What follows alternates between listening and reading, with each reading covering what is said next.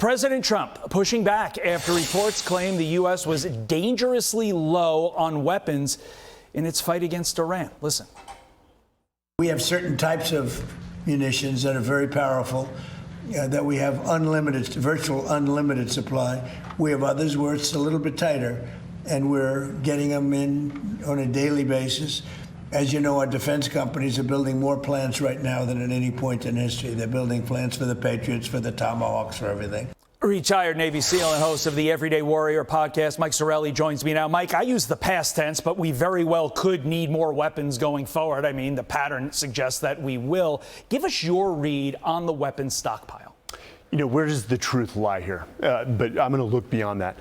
Necessity is the mother of all invention. America does it better than anyone.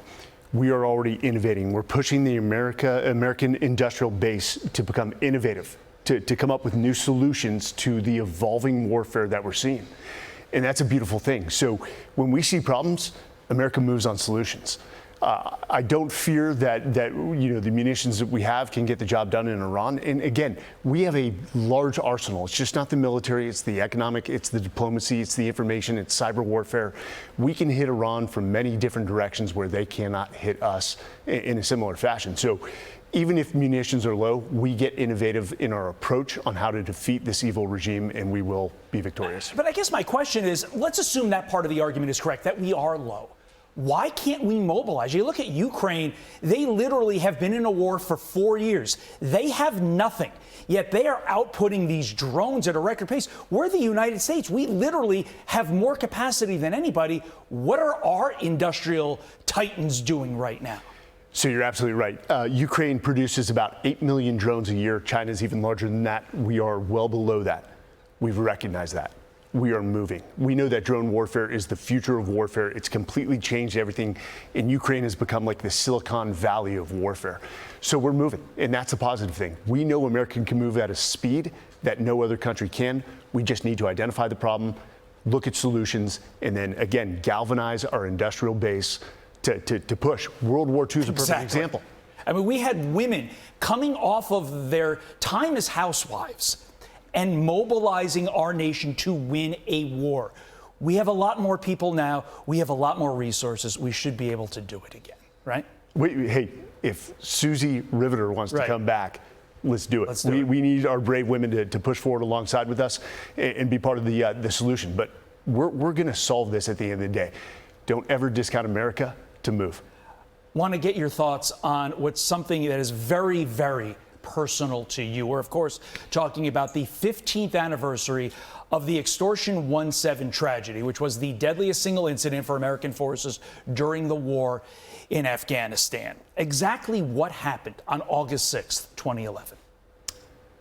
One of the worst days for my team and quite a few families, 31 families.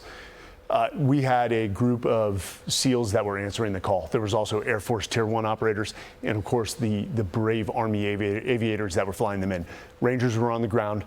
They needed assistance. These men boarded a helicopter in the dark of night, knowing the risk, with no contempt or debate whatsoever. They boarded to answer a covenant to go support their brothers on the ground. And as the helo approached the landing zone in a very bad area of Afghanistan, and our Taliban member with an RPG shot them out of the sky, and we lost 31 souls in an instant.